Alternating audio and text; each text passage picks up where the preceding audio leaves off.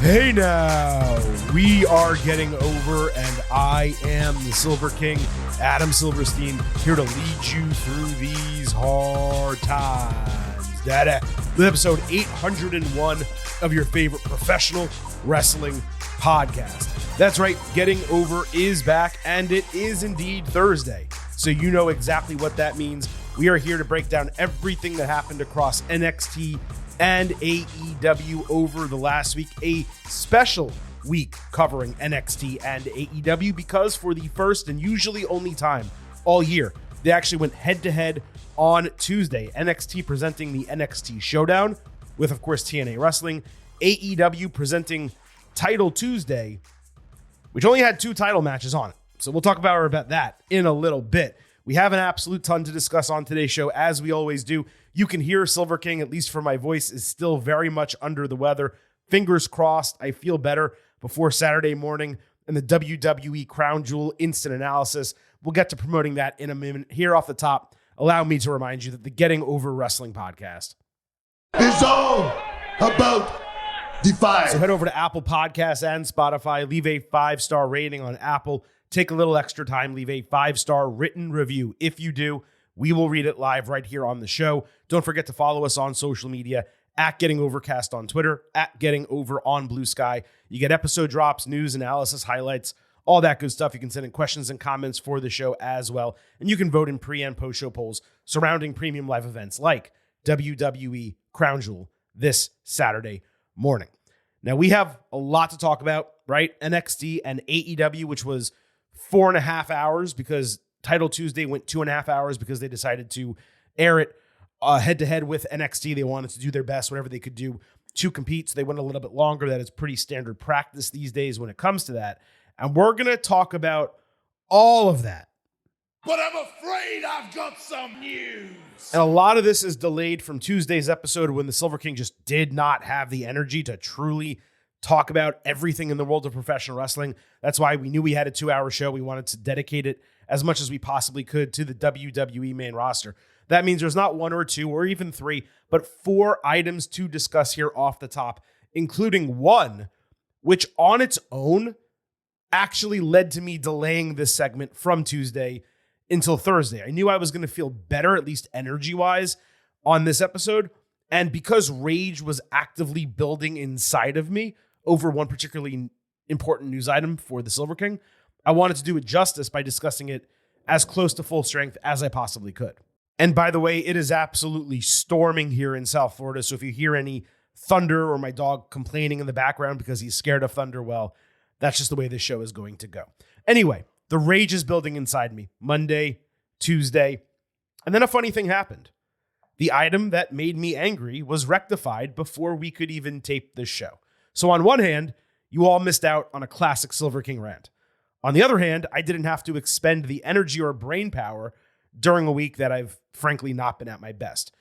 As far as that news item, well, it was reported earlier this week that Santos Escobar's contract with WWE was set to expire at midnight Tuesday morning, with the sides not having come to terms on a new deal. However, on Wednesday, it was reported by PW Insider that WWE wound up re-signing Escobar at some point on Tuesday. Specifically, they said WWE made a sizable increase in its financial offer and listened to some concerns that he expressed from a creative standpoint. To which I say, thank you! Those of you who have listened to us for a while know I've long felt about Escobar similarly to how I feel about Swerve Strickland. Different, but similar.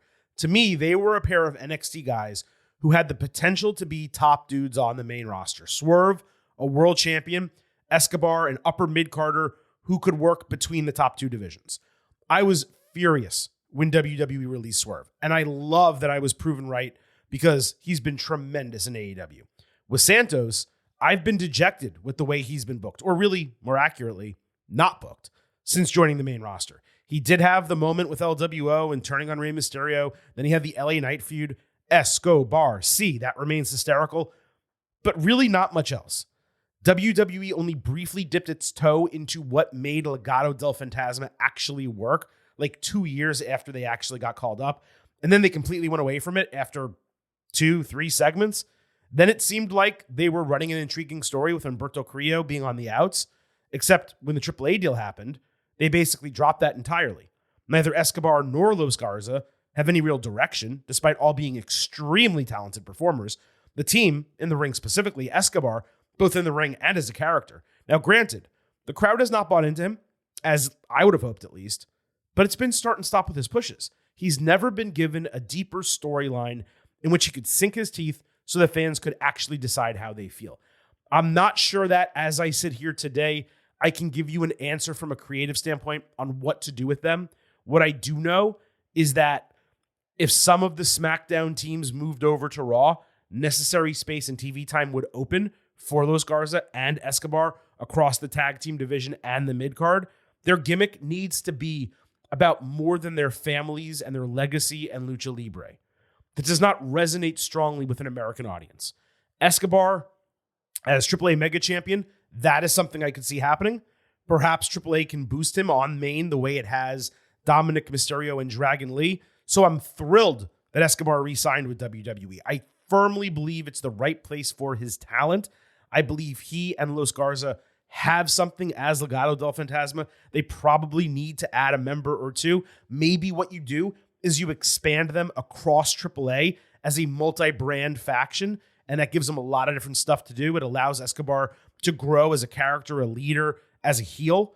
But you got to do something significant because there is too much talent between those three guys for them to just sit around. Los Garza occasionally wrestle a match they're going to lose, and Escobar pretty much do nothing, which is what he's been doing for the last few months. So that was the big topic for we delayed the news segment, and it ended up being a good thing, but not in a good way, because major unfortunate news broke Wednesday night coming out of an AEW TV taping as Kota Ibushi reportedly broke his femur following a botched spot in a match with Josh Alexander. For those of you who may not know, the femur is basically your thigh bone. It's the longest and strongest bone in the entire human body, and he broke it. Ibushi was supposedly on Alexander's shoulders in a fireman's carry position while on the ropes. Somehow they both slipped and fell down. Ibushi landed terribly. This is a year-long recovery. Many athletes never feel the same after rehabilitation.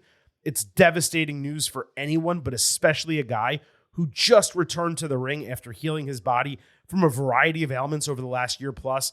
Our best wishes go out to Kota. Once upon a time, my favorite New Japan wrestler. I hate to see what's happened to him over the last 3 to 4 years from a health standpoint. And I'm simply afraid, if I'm being completely honest, I'm afraid this might be it for him. Karrion Kross made some news, I guess, in an interview this week where he basically crystallized situationally why he is no longer with WWE. So Kross was telling a story about that shoot promo he cut on whatever podcast around WrestleMania season and how he later learned it bothered some people in creative because, no one had cleared it. So he and Scarlett then go on to complain about WWE not wanting to negotiate with Scarlett until Kross decided to return. No shit, why would they? And then they basically almost begged AEW to hire them, saying it would be their forever home if they were given a chance either there or at any other company. Here's the deal on Kross, plain and simple. For the first time in his main roster career, you know what? His WWE career, he had a little momentum a few months ago coming out of WrestleMania. WWE gave him an offer at a value that basically said, okay, we see something's picked up here, but you haven't really proven it out. So we're willing to keep you employed, see if you can capitalize on this momentum, but that's pretty much it. We're not going to go crazy for you. And Kross, thinking he had leverage, overplayed his hand, overestimated his value. Now, he's not in WWE, he's not in AEW, he's not in TNA, which would actually be a fine landing spot for him. Really, the best bet for this dude is to be a dominant gaijin in Japan, where he could actually become a major star given his act and his aura.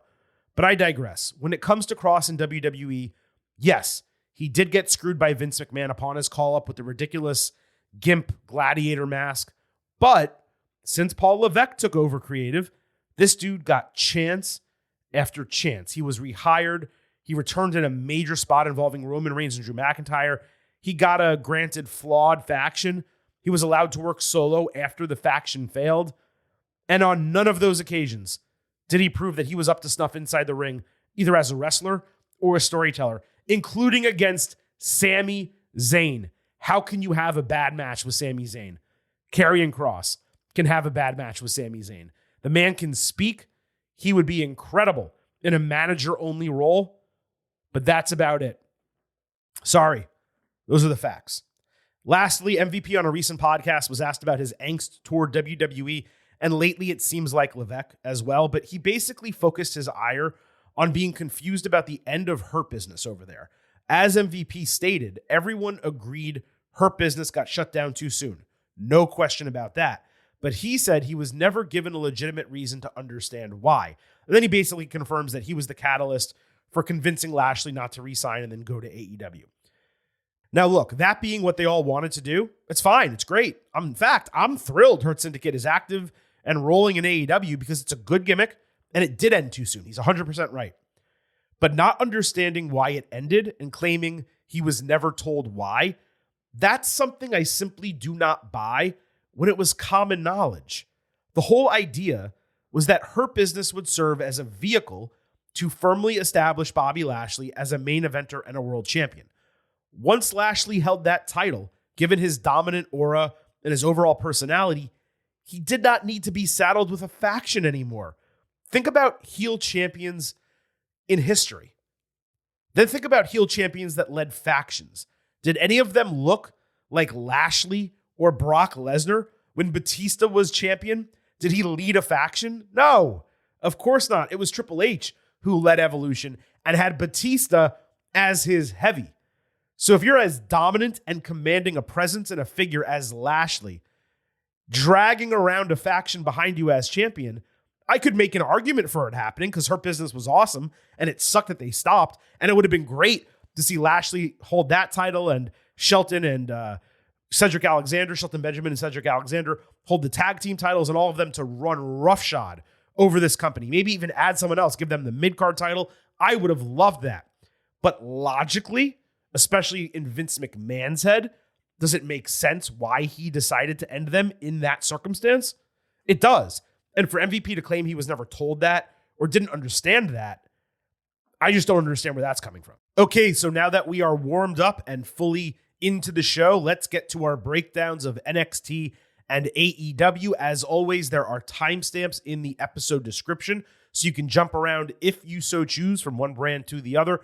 As always, I hope you listen to the entire show. And as always, I hope you remember that here on the Getting Over Wrestling podcast, I happen to love the number 5. Hope you do as well. For $5 a month, $50 for the entire year, you can become an official Getting Overhead. Just visit buymeacoffee.com/gettingover. Sign up. You'll get bonus audio, the fastest 5 minutes in professional wrestling, instant reactions to every major show, and exclusive news analysis posts every week. All of that, by the way, returns on Friday. Buymeacoffee.com/gettingover. We're a free show. We're an ad-free show. I would greatly appreciate your financial support. All right, let's move into our breakdown of not just NXT, but NXT Showdown with TNA Wrestling. We're going to analyze all 4 matches on the card, the storylines that went along with them, and some extraneous content that NXT provided as well. The main event of the show was Men's Survivor Series, Team NXT, Ricky Sainz, Trick Williams, Javon Evans, and Miles Bourne against Team TNA, Mike Santana, Frankie Kazarian, Moose, and Leon Slater. Joe Hendry was the referee. The NXT side wore matching Saints-style football jerseys. It was kind of funny because Ricky had a captain's emblem on his jersey, but Trick had an even bigger C on his. Unlike NXT, the TNA side was not matching at all. There was a brawl shortly after the bell. The first elimination came surprisingly fast as Kaz flung Bourne over the ropes with momentum for a midair cutter. Williams and Slater had a great sequence with Trick hitting a bookend in Trouble in Paradise and Leon answering with a handspring cutter. Santana took out Saints with a rolling cutter before Williams got out of dodge, tagging Evans, who took out Moose with 2 hurricanranas, only to get caught by Slater on a springboard for a roll-up elimination, which I thought was pretty weak. Saints tagged in blind despite a 2-on-4 disadvantage, taking Utopia from Slater, only for Williams to refuse the tag as Ricky crawled to the corner. It seemed like Trick was saying it should have been his team. Saints was locked in a crossface chicken wing, but was able to fold over Kaz for the 1-2-3. Slater immediately pounced with a frog splash for a false finish. When he went for a Swanton 450, Ricky got knees up before catching Leon with an inside cradle for another fall. Moose took Saints down with a Uranagi and a senton, only to eat a tornado DDT. Santana escaped the tornado DDT attempt, but Saints avoided Moose running at him for a spear of Santana and a false finish. Santana then pushed Saints into Moose for a pop-up powerbomb before hitting spin the block for the TNA victory. Except here's the problem. Williams was never eliminated. He left the ring after he tagged out, yeah, but he wasn't the legal man. If he was legal, he could have been counted out and eliminated, thus truly putting Saints at a disadvantage. Instead, the bell rang just because. Even beyond that, though, the match was paced weird. Never got into it. It didn't feel like anything was really at stake. And even the wrestling was just fine. As far as I'm concerned, NXT struggled massively with this elimination format on Tuesday night, which is really odd because NXT Creative usually paces and books matches so well. But I came out of this show not wanting to see these again on the brand. And that's after 5 years of begging WWE to run Survivor Series matches during, Survivor Series. The main roster has largely gotten it right in the past. This just disappointed me for the show to be mostly built around these two matches, as you'll hear in a moment with the women, and have neither of them deliver. Ultimately, TNA won this as expected. It's what we predicted last week. Did not love Slater pinning Evans, but for them to do that, it kind of makes me feel like Javon might win the X Division title at Bound for Glory. If not, why would you give Slater 2 wins over him for no reason? Why wouldn't you have Javon win here and then Slater win at Bound for Glory? Evans could have eliminated Slater and then lost the title match. It would really suck for the first title Javon wins nationally to be a TNA title instead of a WWE title. Forget that it would suck. It would be nonsensical for WWE to allow that to happen when it had so many opportunities to crown Javon itself, either as a tag team champion or as North American champion. So we'll just have to see how all this transpires. But yeah, this left a lot to be desired, and it really did not accomplish anything. Women's Survivor Series, JC Jane, Jada Parker, Sol Ruka, and Lola Vice of NXT against Kalani Jordan, The Inspiration, and Mara Sade, formerly of WWE, I guess TNA. This was second on the card with Mackenzie Mitchell doing the ring announce. Jordan Grace was the referee. The Inspiration came out to their Iconics music. The NXT side all had matching shirts, whereas the TNA team had matching gear. There was an 8-way brawl, then a series of high risks outside, ending with Sol doing a perfect back handspring, the Sasuke special. Miss Parker did a double stack teardrop on Inspiration, as Grace didn't bother to worry about tagging or who was legal. Sade completely missed a moonsault that she was supposed to land. Literally 100% missed. I'm not sure I've ever seen that happen before. At least she had the presence of mind to sell it as a miss, and Jada did the same, not selling it as a hit. Parker caught her with a Michinoku driver, and then the whole match kind of became chaotic. Sade did a great double leg rolling cover of Parker for the first elimination.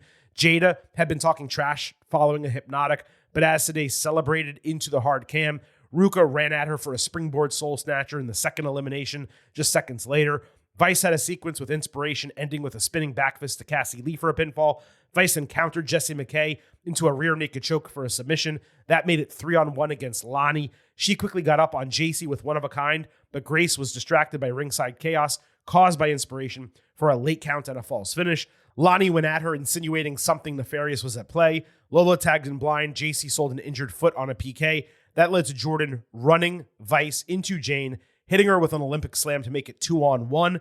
Sol then caught Lonnie with a backpack slam, only for Jordan to do a really sick fireman's carry, counter midair into a Hurricanrana, plus an X-Factor DDT. Then she took Sol off the top rope with the Spanish Fly, following with a botched 450 where she landed on her feet. Sol tried to put up double knees. That didn't really work. Ruka went to add Soul Snatcher, but Lonnie was literally in the middle of the ring, way too far out. Sol got like 50% of it, and then JC tagged in blind on the springboard to hit the cover and the 1-2-3. Sol helped Lonnie up after the bell. The champion celebrated despite being at odds. There were plenty of individual parts in this match that delivered, but there was an overall sloppiness that frustrated. Part of that was 3 of the 4 TNA members not being great in the ring. Sade was by far the worst of the 8 women involved. It really crystallized her release when you compare her skill level to that of Lash Legend, her former partner, but also everyone else in the ring Tuesday night. Part of it was the sides not having experience working together. Part of it was the way the match was paced. Too many people doing too many things at once. And part of it was the way the match was booked, with an effort to protect too many people so as not to make TNA or NXT, in this case, TNA, look particularly bad given the result. I have no doubt this would have been a banger match if it went on with all the talent that was originally scheduled, but for a TNA women's division that was supposed to be its strength not that long ago, it frustrated that side was unable to hold up its own end of the bargain. Booker T also did a Quagmire thing when Lola was doing hip attacks into the corners. You know I love Book. This was not it at all. It was way, way, way too over the top. Not something that's going to help her get over, like the stuff he does with Stephanie Vaquer got her over. Sol was the standout star, which was unsurprising. She worked incredibly well. The winning NXT team commiserated backstage later with Jane back to acting an ass. Zarya came through annoyed that Sol was having fun with her new friends, leading Sol to agree that she should have pushed for Zarya to be part of the team, but she pointed out that they're going after the tag team titles. That brought in Break Monroe, saying Ruka is greedy just like Jordan. She's trying to wedge drive between them, sow some discontent. Monroe shaded them and basically put her eyes directly on the North American title. Blake winning that championship, that does make a lot of sense, especially if Zarya is getting the call up or if Zaruka are getting the call up. It's possible, considering the way they're getting booked on SmackDown. More likely is Grace costing Monroe the title and their feud wrapping up in a rubber match. North American Championship was on the line. Ethan Page defending against Mustafa Ali. Ali got a great reaction, hitting a rotating tornado DDT ringside. Page later spun him headfirst into the ring post under the bottom turnbuckle. Great spot. Ali came back with a perfect sunset flip powerbomb before getting dropped face first onto the top turnbuckle, Snake Eye style, eating a huge boot to the face. Ali kicked out into a bridge, which was pretty sick. They traded terrific counters before Page dodged Ali, who ate shit running up the middle turnbuckle. Ali escaped Ego's Edge using the ropes, hit a bell clap to stun Page before a tornado DDT out of the corner. Page avoided a 450, grabbed Ali as he was on the turnbuckles for an attempted Ego's Edge. Ali countered that into a pinning combination, but as he flew off the ropes, Page caught him with an anti-air fist. When he tried Twisted Grin, Ali countered that into a jackknife-style cover for a false finish. Ali then straight up murked Page with a tope suicida over the announce table. This was done to set up Ali's foot, getting caught in the microphone wire. He climbed to the top rope, but when he tried to remove it, noticing it was there, Page shoved him off the top rope all the way backwards into the barricade. Then he dragged him back inside, hit Twisted Grin, and retained the title. When I tell you that I yelped, oh shit, on that shove off the top rope, I am not exaggerating at all. What a crazy freaking spot. Incredible protection finish to a match that really could have gone either way. As I said before, it should have ended with Ali as the North American champion. The gimmick is that Ali is cursed when it comes to this title, so I do hope, fingers crossed, he gets to come back around and win it sooner than later. But this match exceeded every single expectation I had coming into the show. These guys put it all out there, purposefully efforting, doing whatever they could to put on an absolute banger. It was one of the best NXT TV matches of the entire year. Had a great ebb and flow, some legitimate false finishes that made you wonder if they're going to pull the trigger. The booking and pacing was completely on point, bell to bell. The finish was super creative. The bump Ali took was ridiculous. And when you saw the cord wrapped around his leg, you really had no idea whether it was real or not. Again, for me, the wrong winner. But it's really tough to say that when you're talking about changing a title to someone who's in a different company. However, coming out of the promo last week and seeing the crowd response Tuesday, they really should have pulled the trigger. 4.25 stars. A. Match of the night, match of the week across Raw, SmackDown, Dynamite, Collision, Mustafa Ali, Ethan Page, your match of the week by a significant margin. Congratulations to both of them. You guys know I've said it before. Ali has always had it in my eyes. You know that. Page is clearly doing the best work of his entire career right now. I could make a case for him being the MVP of the NXT men's division in 2025. I could easily watch them run this back. I sneakily loved Ali being that over, proving WWE made a mistake releasing him on their own damn show. Along with Swerve Strickland, one of the company's dumbest cuts over the last few years. Swerve was dumber by far, but Ali was dumb too, even if he did request his release like a year earlier than he actually did get released. I just loved this from both of those guys. El Hijo did Dr. Wagner Jr. backstage, spoke mostly in Spanish, saying he was coming for the North American title. Lexus King took exception, assuming he was Tavian Heights wearing the mask again. When Wagner slapped his hand away and left, Heights showed up and did a little comedy deal speaking Spanish. Solid segment, but mostly a shrug. We had a title versus title match, Dark State NXT Tag Team Champions against the Hardys TNA Tag Team Champions. This opened the show. The heels gang attacked the Hardys before the bell, but the faces resisted. The referee ejected the extra members. Jeff hit Whisper in the Wind deep into the match. Matt followed with Side Effect and a Twist of Fate style DDT. The Hardys then combined for Plot Twist. Twist of Fate popped up into a neckbreaker for a broken fall. Osiris Griffin botched something, one of 3 awful botches he had in this match. So Matt hit him with Twist of Fate, landing another on Dion Lennox before tagging Jeff for the Swanton Bomb to crown the new champions. This match was absolute trash. Griffin was terrible. The Hardys moved so incredibly slow. I watched them not that long ago in a TNA title match, and I was actually impressed with the way they got around considering their ages. But working against inexperienced talent here really brought their slower pace into the daylight. Extremely rough match bell to bell. That said, the booking was right. TNA needed to hold an NXT title. The Hardys were an understandable choice given they're familiar to the WWE audience, and it was a nice moment on an important show.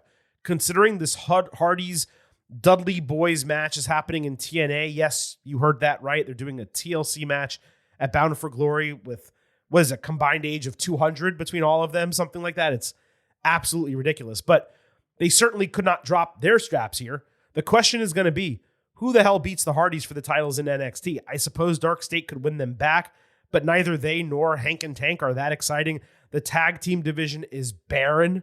Otherwise, High Rise, out the mud, they've completely disappeared.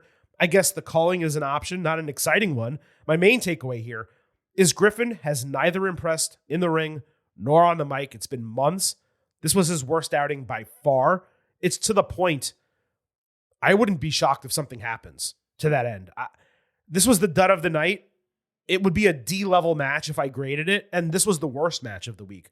Not just NXT, but AEW, WWE main roster. There was nothing worse in the ring bell to bell than this, and that includes like 3 different jobber squashes that we got in AEW. This was still worse than all of those.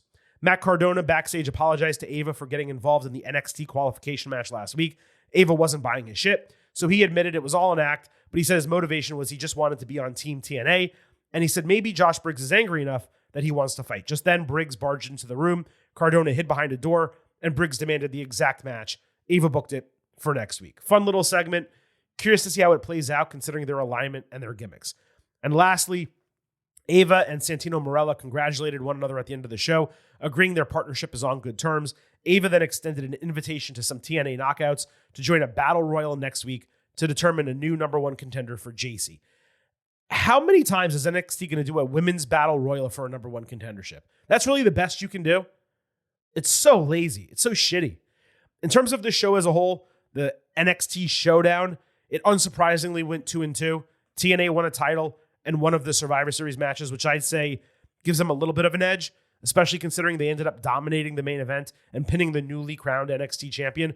But it was an extremely predictable show, as we outlined last week. It did feel special overall, despite a lot of sloppiness and really rough match booking. Given it was a 4-match show, 3 of them being duds, the Women's Survivor Series at least had some moments. It really dragged down something that had the potential to be great. So at the end of the day, I would call it pretty damn disappointing. So let's go ahead and move over to AEW, which did have Title Tuesday on Tuesday for Dynamite. And as I mentioned, despite a 2.5-hour show, only 2 title matches on the entire program, neither of them any of the main titles in the company. In terms of relevancy of the matches this week, 2 of 13 were storyline relevant. I'm sorry. That was my count. An all-time low, 15%. Even if I'm generous, and I give relevancy credit to a couple conglomeration callous adjacent matches that were just thrown together without the people who were fighting having any specific reason to fight each other, that would be 4 of 13, 31%. It's horrendous. It was an extremely difficult week of AEW TV for me as a viewer. I imagine the same was the case for many of you. On Dynamite, Hangman Page and Samoa Joe opened the show with a face-to-face. Hangman's contention is that Joe is an angry, jealous man, and Page is giving him the title match as a repayment of debt. Joe admitted that Page was spitting facts, but clarified his problem is that Hangman comes off as a pretender, not the pinnacle of the sport, someone who shouldn't have become champion or remain champion without the ops help. Joe also admitted that he got distracted by his bloodlust for the Death Riders. He lost sight of the only goal he should have, being AEW champion. Joe called Page a fraud, promising to choke him unconscious so that when he wakes up, he knows his place below the rightful champion. Hangman's answer was basically, I'm a great wrestler and I have more stamina than you. Hangman hoped that he would gain Joe's respect by beating him. That was pretty much how it ended.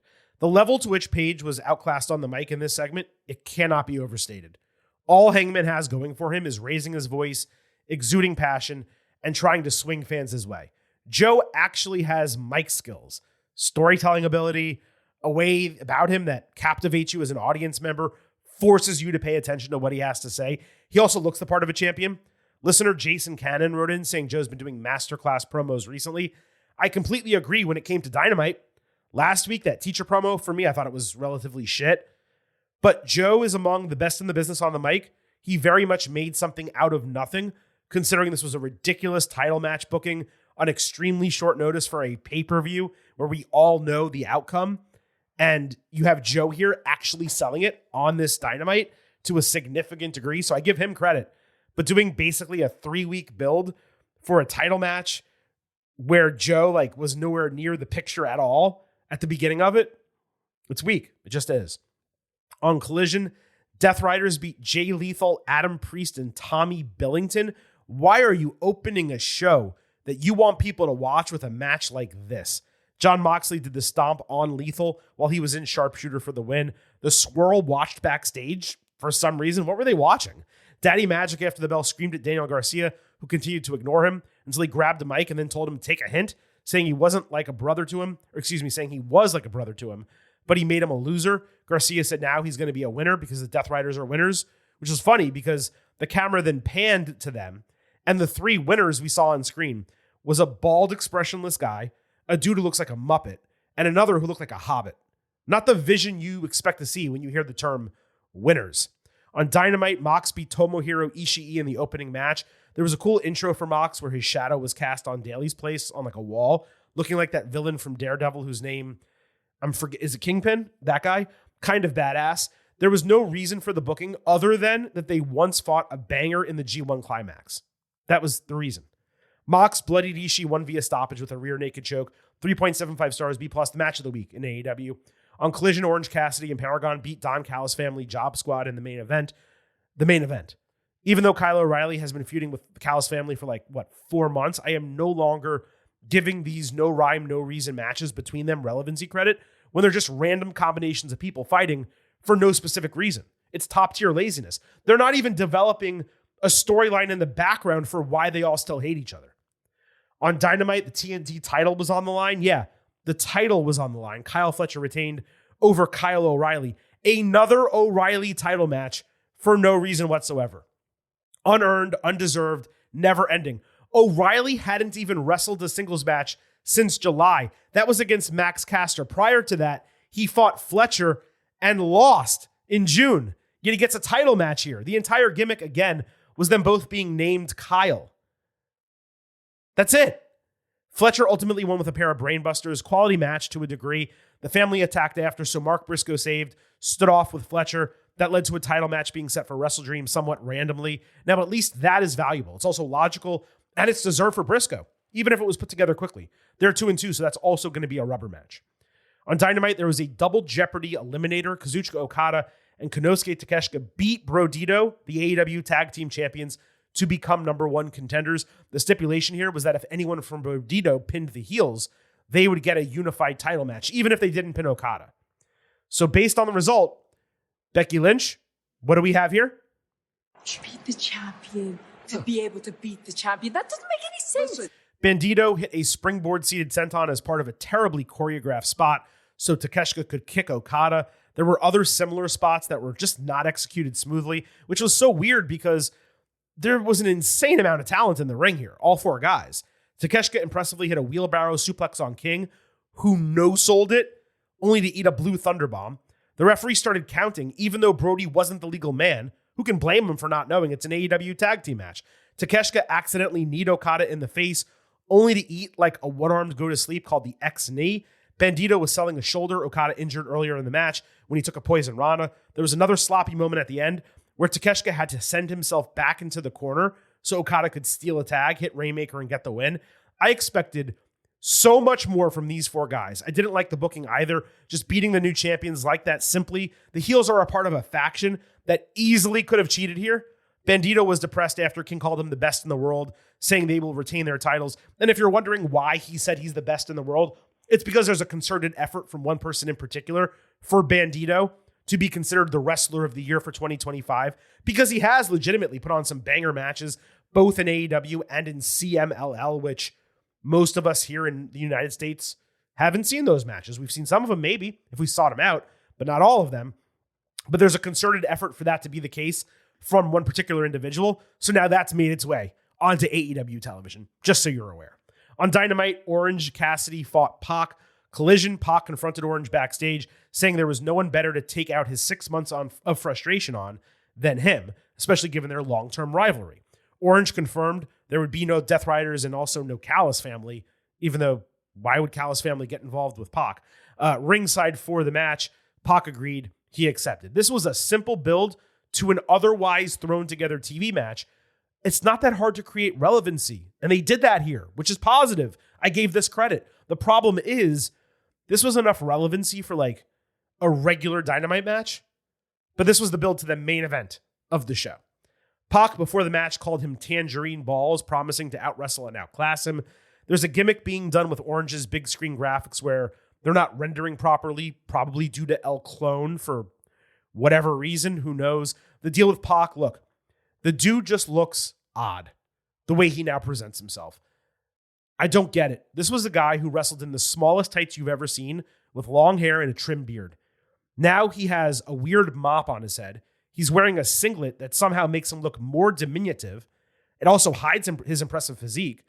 That was his selling point. It's extremely tough to understand how he or anyone else thinks this is a better look. Orange hit Stundog Millionaire in a Tope Tornado DDT ringside. He then basically hit a coffin drop through a table, plus Orange punch inside for a rope break fall. Pac answered by basically bringing him up into the stands, hitting a tombstone pile driver in the crowd that was sitting on the stage. So then Orange starts making his way back to the ring. Pac is still standing there. Darby Allin somehow reaches Pac from the barricade, handcuffs his ankle to the barricade. And let me be clear, I don't have a problem with that, okay? It's wrestling. That is something that happens. But he handcuffed it.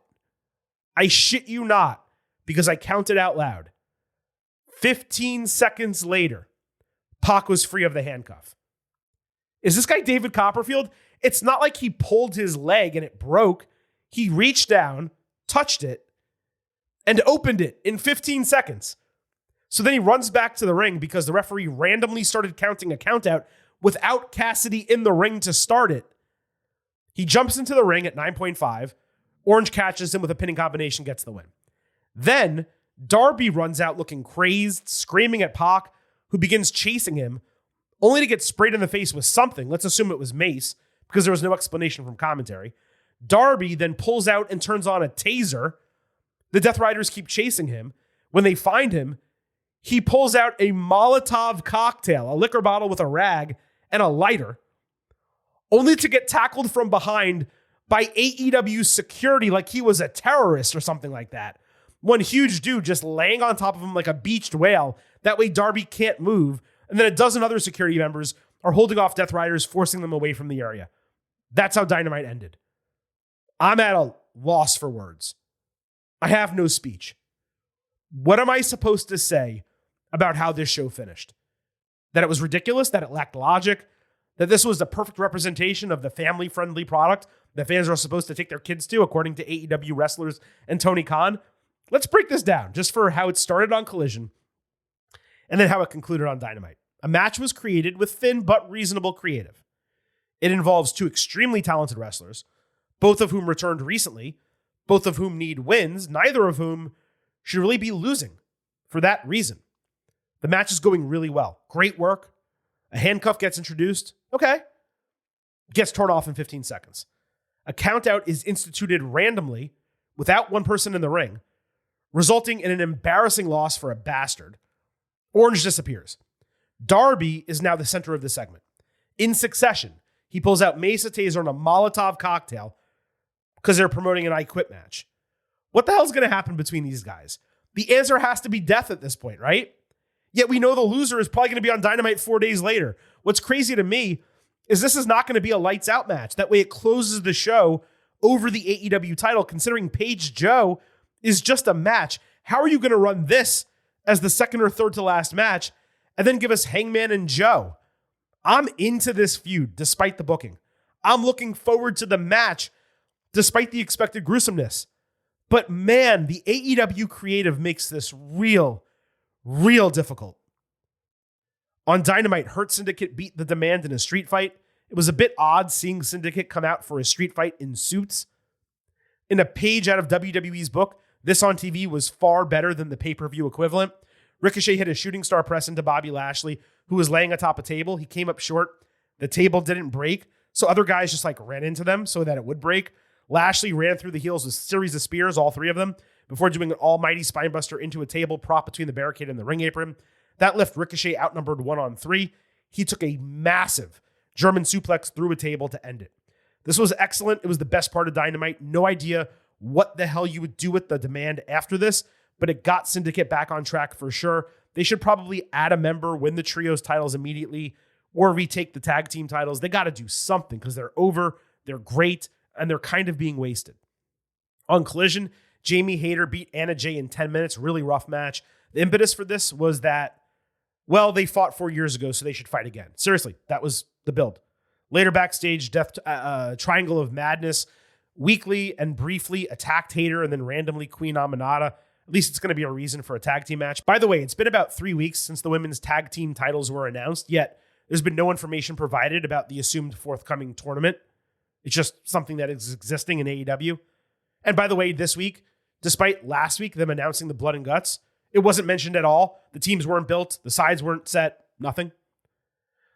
On Collision, Chris Statlander and Toni Storm had an in-ring segment relegated to this show because that's how AEW views the women's division, secondary.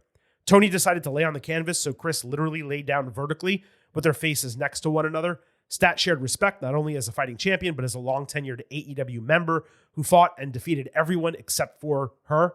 Same went both ways. Then she used her alien nicknames and literally pet Tony's face. Storm shared the respect, saying there's no one she'd rather lose to, but also no one she'd rather beat. Then they respectfully decided to start fighting each other for no reason. So Triangle of Madness, seeing two women they presumably hate, already fighting one another, interrupted to beat them up. Thekla then cut a weird promo about them, but talking to the camera rather than talking to them, only for Harley Cameron of all people to run in and get beat up before Storm and Stat got her back and even the sides. It was announced less than 5 seconds later, full graphic included, that this match would happen next week. I'll give credit to AEW here. They created a reason for an otherwise random trios match to happen. And I'll also point out that while I found it immensely boring, the promo between Stat and Storm was at least legitimate to me. It didn't lean heavily into the stupid, repetitive sexual innuendos and all that bullshit. The heels attacking in this scenario was incredibly dumb.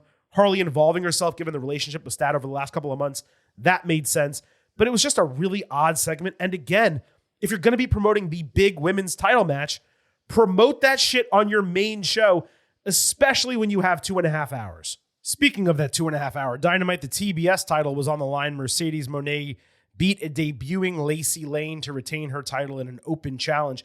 Lacey is the former Kaden Carter of WWE, for those who don't know. The gimmick here was that Mercedes wanted to challenge someone from Florida. I'm happy that Lacey got this chance. The Caseys never should have been released by WWE, and Kaden in particular was never utilized properly throughout her entire tenure. Credit to Mercedes for giving her a featured spot, working for 10 minutes before winning with a Monet Maker. I'm realizing now that I say this actually does get relevancy credit because it was an open challenge. So that's 3 out of 13 or 5 out of 13, whatever math you want to do, still insanely low and still way below 50%. But this was relevant because it was not only an open challenge, but it was previewed. So I do need to rectify that. But let's be clear about something, okay? When it comes to AEW creative and the booking of the women's division, this show, for a third time I'll say it, was 2.5 hours. This was the only women's match on the show. And it involved one signed talent. An extra long show, and they still cannot bother to actually book the women in a meaningful way. I'll remind you, they threw away the Storm Stat segment on Collision when that certainly could have taken place on Dynamite, or at least the 6-woman match coming out of it could have been held on this show. I'm telling you, these women's tag team titles, they're going to be a thing for like 2-3 months at most. AEW can't even book the men's tag team or trios division. And they're going to book the women's tag team division when they can't even book the other main title and the women's title regularly on every single show. This division right now, man, it is an utter joke. Come on, Oos. It's a joke, right? It's a joke, Oos. You ribbing me? On Dynamite, the Young Bucks backstage were banging on Tony Khan's door, begging for a money match, which, by the way, when's the last time we had a money match or an all-star tag? They just disappeared all of a sudden for no reason. Then they said they paid for their tickets to the show to watch Jurassic Express, except they were already backstage. They weren't banned from the building, so yeah, whatever. Jurassic Express beat 2 jobbers in 3 minutes. He was announced as Jungle Jack Perry, which I believe Jim Ross came up with 5 years ago. JR out there being right as usual. Their new finisher is Countdown to Extinction, a flip over Liger Bomb. Looks good. The setup takes forever. The Bucks attacked out of the crowd after Nick wearing meta glasses, challenging to a match at WrestleDream before hitting the TK driver. Talk about a match that is not going to drive pay-per-view buys from yours truly. This is a TV match. It's not even a main event for TV in 2025. On Collision, Kevin Knight beat Dax Harwood with his turnaround frog splash. I love that move. Match of the night by a mile, but it was a B. Credit to Dax for putting over the young guy. Big Stoke got involved in the finish. Knight jumped over him. Willow Nightingale was alongside Jet Speed somewhat randomly, I guess, so she could beat up Stoke, I assumed. FTR saved him from Dr. Bomb after the bell when suddenly Megan Bain came in and clotheslined her. Then all 5 of them raised one another's hands. Why? Like, are they a faction now? How does this make sense? Is she just there to counter Willow? If so, why? This is so ridiculously random. The mixed trios match is set for next week on Dynamite. The heels did cut a solid promo. On Collision, Don Callis family beat Johnny TV and MXM Collection in 3 minutes. I am being completely honest when I tell you, this match came on my screen. I turned off Collision. Now, I wasn't feeling well. I was sick. I decided, let me just go to bed. I'll pick up the rest of this. And I ended up watching TV for another hour. But I was so angry that whatever little energy I had was being used watching that I had to turn it off. The Faces did a comedy shtick here. I had to go back to watch the rest of the show. There wasn't even a promo or anything after that. Does AEW want people to watch Collision or not?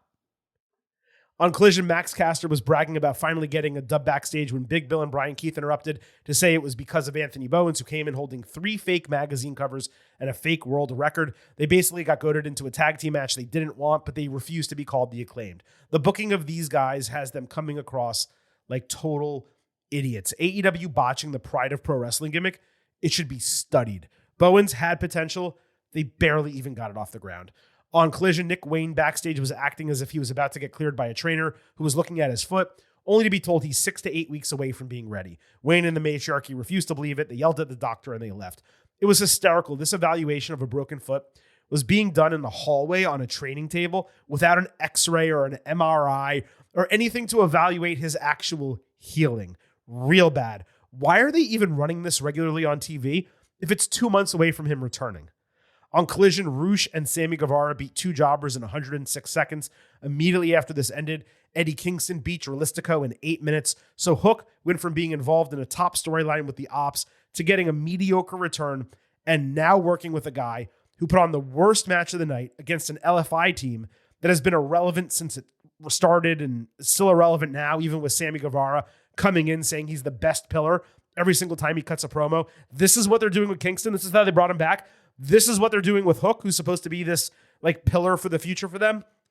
It's an absolute waste. On Collision, the Outrunners and Dalton Castle confirmed they're a trio going after the titles.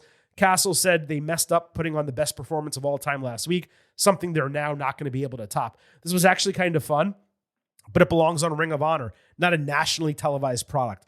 Also on Collision, Skyflight and Shane Taylor Promotions got a back and forth package with the former wanting to go after the latter's ROH trios titles. The STP portion of this was actually great and believable. The problem is they're running an ROH storyline on Collision when the AEW trios titles are not regularly featured.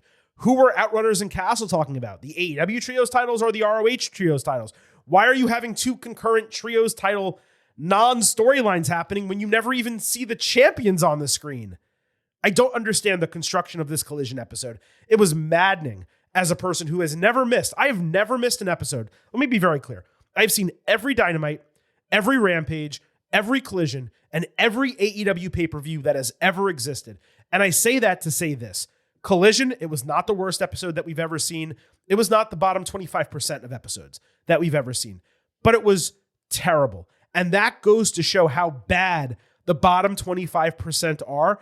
And week to week, I don't know whether AEW and Tony Khan as a creative lead has more than 3 hours of booking in him every week. There's many weeks he only has 2. And you can see that if you piece together the best parts of Dynamite, like the best 75% of Dynamite and the best 25% of Collision, you put that together, you have a show where you say, that's a good wrestling program. Week to week, quality, some weeks better than others, but it's solid. The rest of it, you're watching it and you're like, the matches happen for no reason. There's very little stakes for when they do happen. There's an endless supply of titles. You forget who the champions are. There's very few storylines, even when there are compelling matches that are happening. AEW does usually a very good job bubbling up for major events, really outside of football season. When it comes to Full Gear and Double or Nothing sometimes and All In always, they really put their foot on the gas and they deliver some storytelling and they get you there. Even if half of it is still kind of weak, the half that is booked is usually pretty damn strong. We saw it this year with the Hangman Page Death Riders story, Jon Moxley turning it on. The Tony Storm Mercedes Moné feud was really strong. We've seen it, okay? And then they get into these periods of time. Maybe it's because Tony is too distracted with football. I don't know. Where it's just like almost wrestling vomit. AEW is like Jeff Weaver, the baseball player. When it's great, it can be legitimately great, but the consistency is middling. And right now, their ERA is 9.0. Like, they're not someone that you're putting out there as a rotational starter. They're a reliever who can get you 2 or 3 outs, maybe go extended 2 to 3 solid innings. And then you feel like, oh, wow, I'm so thankful they gave me that. And when you're investing 4 hours a week plus spending $50 every month on a pay-per-view product, you got to have more than that right now. And that's just how I feel, unfortunately, about the AEW product in the fall. And generally, it gets better when football season is over. So that wraps up this edition of the Getting Over Wrestling podcast. We will be back Saturday early afternoon with your WWE Crown Jewel instant analysis. If you somehow missed it already, your WWE Crown Jewel Ultimate Preview podcast is already in our show feed. We also broke down the entire week in the world of WWE, and it was the first time that the Silver King and Vintage Chris Vanini were able to commiserate together in about 3 weeks, mostly because the Silver King was traveling, spent 2 weeks in New York, and you can obviously tell I'm still paying for it now with the condition of my voice and really my entire head, because this head cold is absolutely crushing me. So I'm going to sign off. I'm going to rest up, get some fluids, and try to be 100% for Saturday. But on the way out, allow me to remind you that this program It's all about Defy. So head over to Apple Podcasts and Spotify. Leave a 5-star rating on Apple. Take a little extra time. Leave a 5-star written review. If you do, we will read it live right here on the show. Don't forget to follow us on social media at Getting Overcast on Twitter and Blue Sky. You get episode drops, news, analysis, highlights, all that good stuff on YouTube. You can subscribe and listen to full-length audio episodes and watch full-length video interviews. And don't forget, here at Getting Over, I happen to love the number 5. and I hope you do as well. $5 a month, $50 for the entire year. You can become an official Getting Over head. Just visit buymeacoffee.com/gettingover. Sign up. You'll get bonus audio, the fastest 5 minutes in professional wrestling, instant reactions to every major show, exclusive news, analysis posts every week. All of that returns on Friday. But if you do that, you support us, we would greatly appreciate it. Again, it's $5 a month, $50 for the entire year. buymeacoffee.com/gettingover. That is it for today. You can tell the Silver King is losing his voice, so it is officially time for me to sign off and leave you with just 3 final words. Bye for now.